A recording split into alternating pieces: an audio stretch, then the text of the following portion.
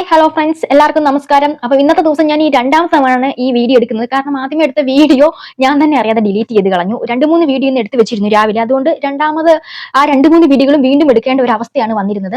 അപ്പോൾ നമ്മൾ ഇന്ന് പറയാൻ ഉദ്ദേശിച്ചത് വനിതാ ബില്ല്. നമ്മളിവിടെ വനിതാ ബില്ല് പാസ്സാക്കിയില്ല. അതെന്താണ് തള്ളിപ്പോകുകയുണ്ടായി.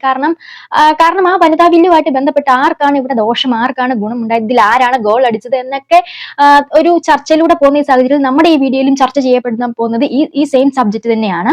ആർക്കാണ് ഇവിടെ നേട്ടം, ആരാണ് ഇവിടെ ഗോൾ അടിച്ചത്? BJPയുടെ, അതായത് നമ്മുടെ കേന്ദ്ര ധനകാര്യമന്ത്രിയായ അമിത്ഷായുടെ വലയിൽ പ്രതിപക്ഷ പാർട്ടീസ് വീണോ, അഥവാ കോൺഗ്രസ് തലയും കുത്തി വീണോ, മൂക്ക് കുത്തി വീണോ എന്നൊക്കെയുള്ള ചർച്ചകളാണ് നമുക്ക് ഇന്നിവിടെ പറയാനുള്ളത്.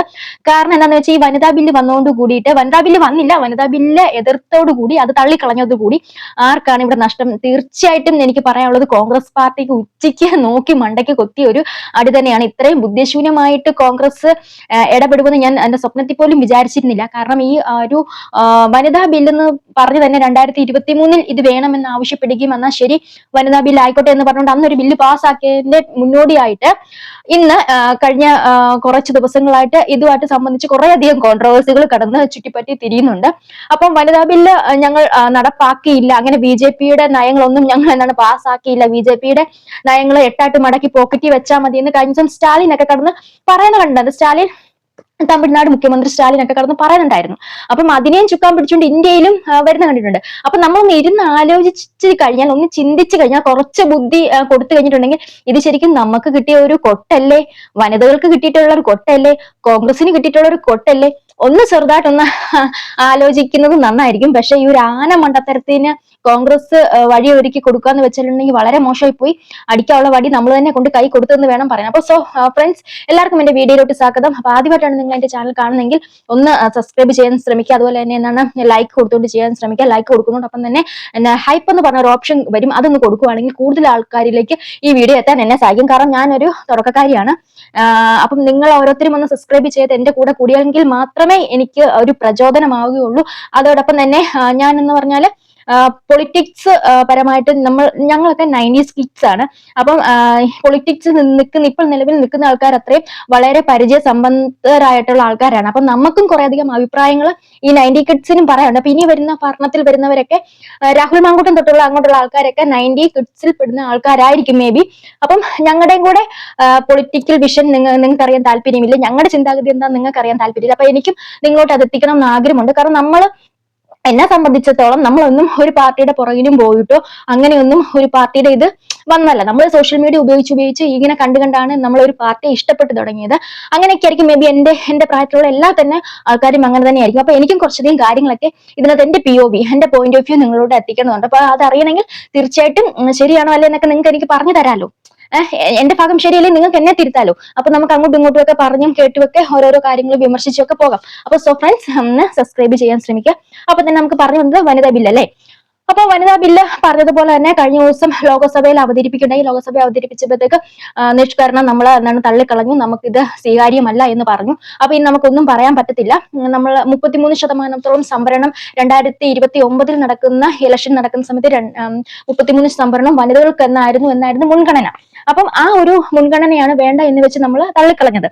അപ്പൊ ഒരു വനിതാ ബില്ല് അവതരിപ്പിക്കുമ്പോഴത്തേക്ക് നമ്മുടെ കോൺസ്റ്റിറ്റ്യൂഷനിൽ കുറച്ചധികം പ്രൊപ്പോസിഷൻസ് വെച്ചിട്ടുണ്ട്. അപ്പം അതിൽ നമ്മൾ പറഞ്ഞിരുന്ന പ്രധാനപ്പെട്ട ഒരു കാര്യം എന്ന് പറഞ്ഞാൽ, ഈ BJP ഈ ഒരു ബില്ല് അവതരിപ്പിച്ചപ്പോൾ, ഈ ഒരു അമെന്റ്മെന്റ് കൊണ്ടുവന്നപ്പോഴത്തേക്ക് അതിലുണ്ടായിരുന്ന മാനദണ്ഡങ്ങൾ പറഞ്ഞില്ല എന്ന് തന്നെയാണ് അതിനകത്ത് ഒരു കാര്യം പറഞ്ഞിരുന്നത്. അപ്പൊ നമുക്കറിയാം വർഷങ്ങളായിട്ട് നമ്മളെ കോൺസ്റ്റിറ്റ്യൂഷനിൽ എഴുതി വെച്ചിരിക്കുന്ന കാര്യങ്ങളാണ്. ഇതുപോലെ ഒരു ബില്ല് അവതരിപ്പിക്കുമ്പോൾ അതിൽ എങ്ങനെയൊക്കെ ആകണം, അതുപോലെ തന്നെ ഇതുപോലൊരു ഇത് വരുമ്പോഴത്തേക്ക് എന്തൊക്കെ പ്രൊപ്പോർഷൻ ആണ് അതിനകത്ത് വേണ്ടതെന്ന് നമുക്ക് കോൺസ്റ്റിറ്റ്യൂഷൻ അതിനകത്ത് എന്തൊക്കെ പ്രൊവിഷൻസ് എടുക്കണമെന്ന് നമ്മൾ നേരത്തെ ആ കോൺസ്റ്റിറ്റ്യൂഷനിൽ എഴുതി വെച്ചിട്ടുണ്ട്. അപ്പം ആ പ്രൊവിഷൻ അറിയുന്നവരാണെങ്കിൽ പ്രത്യേകിച്ച് BJP ഈ ബില്ലിനകത്ത് അത് ഉൾപ്പെടുത്തേണ്ട കാര്യമില്ല. അപ്പൊ അതിനകത്തെ പ്രൊവിഷൻ എന്ന് പറയുമ്പോഴത്തേക്ക് പോപ്പുലേഷന്റെ അടിസ്ഥാനത്തിലായിരിക്കണം. അപ്പൊ അങ്ങനെ വരുവാണെങ്കിൽ ഒരു സെൻസേഷൻ വേണം, പോപ്പുലേഷന്റെ അടിസ്ഥാനത്തിൽ വേണം ഒരു വനിതാ ബില്ലിന്റെ ആ പോപ്പുലേഷന്റെ അടിസ്ഥാനത്തിൽ വേണം എത്ര സീറ്റ് എന്ന് പറഞ്ഞുകൊണ്ട് കൊടുക്കാനെന്നാണ് അതിനകത്ത് പറഞ്ഞിരിക്കുന്നത്. അപ്പം അങ്ങനെ വെക്കുമ്പോഴത്തേക്ക് ഒരു പക്ഷെ നമുക്ക് ഒരു 33% സീറ്റ് എന്ന് പറയുമ്പോഴത്തേക്ക് നമുക്ക് ഒരു പക്ഷെ ഇപ്പോഴത്തെ നമ്മുടെ കേരളത്തിന്റെ സ്ഥിതി വെച്ചിട്ട് 20 ലോക്സഭാ സീറ്റിൽ ചിലപ്പം ഒരു 3 സീറ്റും കൂടെ കൂടുതൽ കിട്ടി, അങ്ങനെ 23 സീറ്റ് അങ്ങനെയൊക്കെ വന്നിരിക്കാം. അപ്പം അതൊന്നും നടപ്പാകുന്ന കാര്യമല്ല, ഞങ്ങൾ അത് സമ്മതിക്കത്തില്ല. 2011 സെൻസേഷൻ വെച്ച് എടുക്കാമെന്നാണ് ആദ്യമേ പറഞ്ഞത്. അപ്പൊ 2011 സെൻസേഷൻ വെച്ച് എടുക്കുവാണെങ്കിൽ ശരിയാണ്, നമുക്കൊരു 3%, 23-20 എന്നുള്ളത് 23 സീറ്റായിട്ട് കിട്ടും. അതുപോലെ തന്നെ തമിഴ്നാടിനും അതിന് ആനുപാതികമായിട്ടുള്ള ചിലപ്പോൾ 40 സീറ്റ് ആണെങ്കിൽ അവർക്കും അതിന് ആനുപാതികമായിട്ട് കിട്ടും. അപ്പൊ നമ്മളിവിടെ വെച്ചൊരു കാര്യം എന്ന് പറഞ്ഞാൽ ശരിയാണ്, നമ്മൾ സദൻ ഏരിയയിലുള്ള സ്റ്റേറ്റ്സിനൊക്കെ ഇത് വളരെ ചുരുക്കം മാത്രമുള്ള സീറ്റുകളെ കിട്ടുകയുള്ളൂ. അങ്ങനെ വെച്ച് നോക്കുവാണെങ്കിൽ നോർത്ത് സൈഡിലോട്ടൊക്കെ ആണെങ്കിൽ അവർക്ക് ഒരുപാട് സീറ്റുകൾ കിട്ടാൻ കാരണം, അതായത് ഉത്തർപ്രദേശിനൊക്കെ ആണെങ്കിൽ 40 20 അവർക്ക് 60 സീറ്റ് കിട്ടാനും, ബീഹാറിന് 40 നിലവിൽ 40 സീറ്റിന്റെ കൂടെ 20 സീറ്റ് കിട്ടി 60 ആകാനും, അതുപോലെ ഉത്തർപ്രദേശിന് 100 സീറ്റിൽ നിന്ന് 100 സീറ്റിന്റെ കൂടെ 60 സീറ്റ് കിട്ടി 160 സീറ്റ് ആകാനും അതിന് കാരണമാകും. പക്ഷെ സദേൺ ഏരിയയിലുള്ളവർക്കൊന്നും, ഞങ്ങളെ പോലുള്ളവർക്ക് ഇത് കിട്ടത്തില്ല എന്നുള്ളൊരു വാദം ഉന്നയിച്ചു. ശരിയാണ്, നമുക്കത് കിട്ടത്തില്ല പോപ്പുലേഷന്റെ അടിസ്ഥാനത്തിലാണെങ്കിൽ. അങ്ങനെ ഇരിക്കുമ്പോഴാണ് നമ്മുടെ അമിത് ഷാ, ശരി നിങ്ങളുടെ ഈ വാദം ഞാൻ അംഗീകരിക്കുന്നു, നിങ്ങൾ എനിക്ക് 1 മണിക്കൂറത്തെ സമയം തരൂ, നിങ്ങളുടെ ഈ പോപ്പുലേഷന്റെ രീതിയിലല്ലാതെ, ഈ പോപ്പുലേഷൻ പ്രൊപ്പോർഷണൽ അല്ലാണ്ട് നിങ്ങൾക്ക് ഞാൻ വേറൊരു പ്രോ ഡേറ്റ ബേസിസിൽ ഞാൻ നിങ്ങൾക്ക് ഇപ്പൊ നിലവിൽ എത്രയാണോ നിങ്ങളുടെ സീറ്റ്, അതിൽ നിന്ന് ആർക്കും ഒരു തടസ്സവുമില്ലാതെ ആ സീറ്റിൽ നിന്ന് 50% പ്രോ ഡേറ്റ ബേസിസിൽ നിങ്ങൾക്ക് തരാമെന്നാണ് പറഞ്ഞത്. അപ്പൊ അങ്ങനെയെന്ന് വെച്ചാൽ നമുക്കിപ്പം 20 സീറ്റ് ഉണ്ട് ലോക്സഭയിൽ. അങ്ങനെ 20 സീറ്റ് നിൽക്കുമ്പോഴത്തേക്ക് 50%, നമ്മൾ നിലവിൽ നിൽക്കുന്ന സീറ്റിൽ നിന്ന് 50% കൂട്ടി തരുമെന്ന് പറയുമ്പോൾ 20ന്റെ പകുതി 10. അങ്ങനെ വരുമ്പോൾ നമുക്ക് 20 + 10 30 സീറ്റ് നമുക്ക് കിട്ടുമായിരുന്നു. അതുപോലെ തന്നെ തമിഴ്നാടിനും അതുപോലെ തന്നെ അതിന്റെ ഒരു ഇത് കിട്ടുമായിരുന്നു.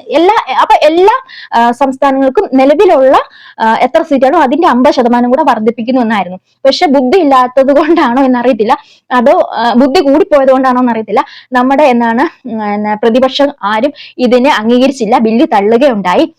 ഇനി നമുക്ക് വരാനുള്ള കാര്യം എന്ന് വെച്ചിട്ടുണ്ടെങ്കിൽ 2026-ലും 2027-ലും സെൻസസ് എടുക്കുമ്പോഴത്തേക്ക് നമുക്ക് തന്നെയാണ് ഇത് പണിയായിട്ട് വന്നിരിക്കുന്നത്. ഒരുപക്ഷെ നമ്മളത് സ്വീകരിക്കേണ്ടതായിരുന്നു, അതായിരുന്നു ഏറ്റവും ഉചിതമായ മാർഗം, അത് തന്നെ സ്വീകരിക്കണമായിരുന്നു എന്ന് തന്നെയാണ് എന്റെ അഭിപ്രായം. കാരണം എന്താ വെച്ചിട്ടുണ്ടെങ്കിൽ അങ്ങനെ ഒരു കോൺസ്റ്റിറ്റ്യൂഷൻ, അങ്ങനെ ഒരു പ്രൊവിഷൻ നമ്മുടെ കോൺസ്റ്റിറ്റ്യൂഷൻ ഇല്ല.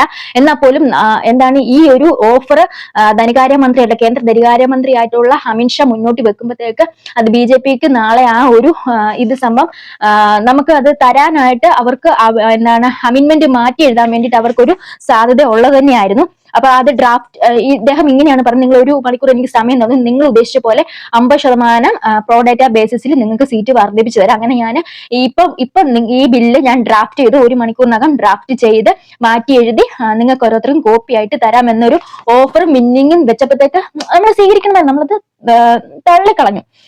അപ്പം അങ്ങനെ ഒരു കോൺസ്റ്റിറ്റ്യൂഷൻ അമെന്റ്മെന്റ് കൊണ്ടുവരാൻ ഒരു പക്ഷെ BJPക്ക് സാധിക്കും. അപ്പൊ അങ്ങനെ വരുവാണെങ്കിൽ നമുക്ക് ഫ്യൂച്ചറിൽ അത് വളരെ വലിയൊരു കാര്യമാവുമായിരുന്നു. പക്ഷെ ഇപ്പൊ അത് തള്ളി സ്ഥിതിക്ക് ഫ്യൂച്ചറിൽ നമ്മൾ വടി കൊടുത്ത് അടി വാങ്ങിച്ചു എന്ന് വേണം പറയാൻ. കാരണം എന്താണെന്ന് വെച്ചിട്ടുണ്ടെങ്കിൽ ഇപ്പൊ 26-ലും 27-ലും എടുക്കാൻ പോകുന്ന സെൻസസ്, ആ സെൻസസ് പ്രകാരം ഇപ്പൊ തമിഴ്നാട്, കേരളം അങ്ങനെയൊക്കെ സദേൺ ഏരിയ വെച്ച് നോക്കുവാണെങ്കിൽ നമുക്ക് 2 അങ്ങനെയുള്ള ഒരു ബേസിലാണ്. അപ്പൊ നമുക്ക് പോപ്പുലേഷൻ വളരെ കുറവാണ്. അങ്ങനെ വെച്ച് നോക്കുമ്പോഴത്തേക്ക് അങ്ങനെ ഒരു ഡേറ്റ, പോപ്പുലേഷന്റെ ഡേറ്റ എടുത്ത് നോക്കുമ്പോൾ നമുക്ക് നിലവിലുള്ള 20 സീറ്റും കൂടെ ചിലപ്പോൾ മിക്കവാറും കുറയാനുള്ള ചാൻസ് ആണ് ഉള്ളത്. അപ്പം ഇത്ര ലക്ഷം ആൾക്കാർക്ക് ഇത്ര MP ഇത്ര ലക്ഷം ആൾക്കാർക്ക് ഇത്ര ഒരു MP എന്നുള്ള കണക്കാണ് നമ്മൾ വെക്കുന്നത്.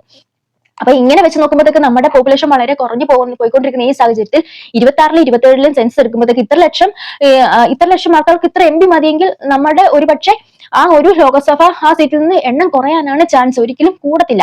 ഒരുപക്ഷെ ഇനി നമ്മളത് പരാതി പറഞ്ഞിട്ട് പോകും. 20-ൽ നിന്ന് നമുക്ക് 15-ഓ 17-ഓ ആയെന്ന് പറഞ്ഞ് പരാതി പറഞ്ഞ് നാളെ കേന്ദ്രത്തിന്റെ മുന്നിൽ പോയാലും അവർ തിരിഞ്ഞു പോലും നോക്കത്തില്ല. കാരണം അന്ന് ഞങ്ങൾ വെച്ചതാണല്ലോ പ്രോ ഡേറ്റ ബേസിസ് പ്രകാരം നിങ്ങൾക്ക് 50% നിലവിലത്തെ സീറ്റിൽ നിന്ന് 50% കൂടെ കൂട്ടിത്തരാം എന്ന് പറഞ്ഞപ്പോൾ നിങ്ങൾ അത് സമ്മതിക്കുകയുണ്ടായിരുന്നില്ല. അത് മാത്രമല്ല, നിങ്ങൾ സ്ത്രീകളെ മുന്നോട്ട് വരാൻ നിങ്ങൾ തടഞ്ഞിരുന്നു. പക്ഷെ ഞങ്ങൾ എപ്പോഴും സ്ത്രീ ഉന്നമനത്തിന് വേണ്ടിയാണ് പ്രവർത്തിച്ചത്.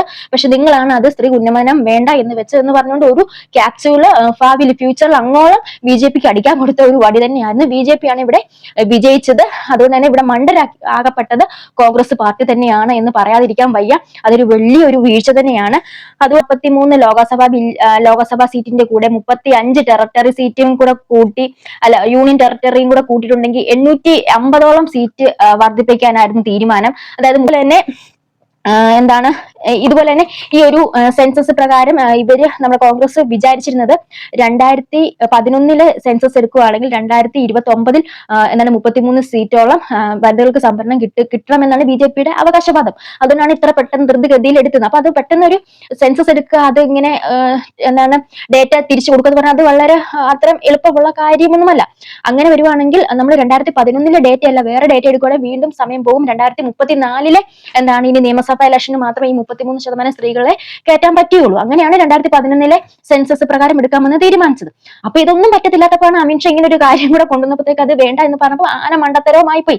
അപ്പം ഈ എന്താണ് പറയുന്നത്, ഇനിയിപ്പം ഒരു പക്ഷേ ഇനി 26 27 സെൻസസ് എടുക്കുക എന്നുള്ള ഒരു വന്നിട്ടുണ്ടെങ്കിൽ നമുക്ക് നോക്കിയിരിക്കാനേ പറ്റുള്ളൂ. ഉള്ള സീറ്റും കൂടെ പോയിട്ടുണ്ടെങ്കിൽ ഒന്നും മിണ്ടാൻ പറ്റത്തില്ല. ആന മണ്ടത്തരം തന്നെയാണ് കാണിച്ചത്. അപ്പൊ ഇങ്ങനെ ഒരിക്കലും പറയാൻ പാടില്ലായിരുന്നു എന്ന് തന്നെയാണ് എന്റെ ഒരു അഭിപ്രായം. എന്താണെങ്കിലും വന്നത് വന്നു, ഇനി കിട്ടിയത് വാങ്ങിച്ചുകൊണ്ട് മിണ്ടായിരിക്കാം. ഇനിയപ്പം രാഷ്ട്രീയം എന്താണ്, പൊളിറ്റിക്സ് എന്താണ് എന്ന് നമുക്ക് ഇത്ര തന്നെ മനസ്സിലായി. അപ്പൊ ഇത്രയും വർഷം നിന്നിട്ടുള്ള രാഹുൽ ഗാന്ധിക്ക് മറ്റാർക്കും ഇതൊന്നും മനസ്സിലായില്ലേ എന്ന് വിചാരിക്കുമാണ് വളരെ ദയനീയമായ അവസ്ഥ തോന്നുന്നത്. അപ്പൊ നിങ്ങൾക്ക് ഇതെല്ലാം കേട്ടിട്ട് എന്താണ് തോന്നിയെന്ന് വെച്ചാൽ തീർച്ചയായിട്ടും കമന്റ് ചെയ്യുക. അടുത്തൊരു വീഡിയോ വീണ്ടും കാണുന്നവരെ ബൈ ബൈ.